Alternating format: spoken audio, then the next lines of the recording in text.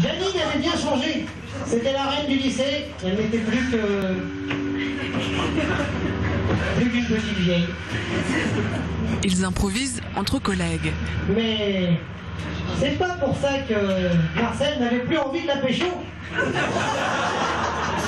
Il y a 7 ans, Karen Châtaignier et Stéphane Burkel se rencontrent au détour d'un couloir. Une rencontre fortuite qui amène ces deux professionnels de l'improvisation à créer IDC Training. Depuis 2006, ils mettent l'improvisation théâtrale au service des entreprises et de leurs salariés. Un moyen d'apprendre à communiquer dans le respect.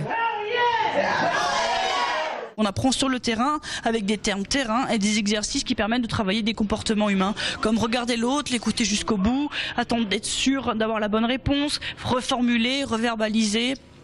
Tant et si bien, tant d'exercices qui nous permettent finalement en entreprise juste d'impulser une bonne communication, savoir communiquer.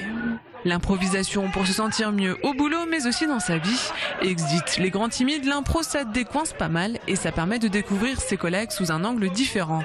Cadre mais aussi ouvrier, l'improvisation passe au-dessus des catégories socio-professionnelles définies. J'ai toutes les tranches d'une population d'entreprises qui vont se retrouver chez nous parce que c'est vraiment des techniques qui s'adaptent aux personnes. C'est pas des techniques qui sont dédiées à une population. C'est vraiment nous qui nous adaptons. C'est ça la force de l'impro, c'est s'adapter. Pierre Delaney est chef de produit dans un magasin de sport à Strasbourg. Il a tenté l'aventure de l'improvisation théâtrale il y a 2 ans environ. Et sur scène, il s'éclate. Forcément, on a du trac sur scène, on a un petit peu peur, etc. Mais ça galvanise. Quand on sait pas ce qu'on doit faire, on improvise tout de suite. Il faut y aller, passe. Et puis, non, c'est bien. Moi, j'aime ça.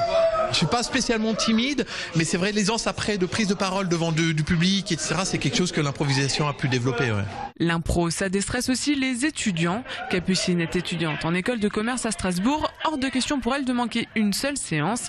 L'improvisation, c'est son défouloir. C'est comme un sport. Moi, j'ai jamais compris les gens qui aimaient le sport au point de dire, bah voilà, moi je veux aller au sport. Parce que moi, j'ai jamais aimé le sport. Et ben l'impro, c'est ça. Voilà, je sors d'impro, je suis vidée. J'ai besoin de ça. Quand on joue, on se sent pas du tout jugé. Et on devient des personnages, en fait, qu'on crée pendant l'impro. Donc, on n'est pas nous. Mais vraiment, ça développe aussi la créativité. Les séances d'impro d'IDC Training ne s'adressent pas qu'aux entreprises ou aux écoles. Pour les particuliers, rendez-vous tous les dimanches soirs pour la séance grand public.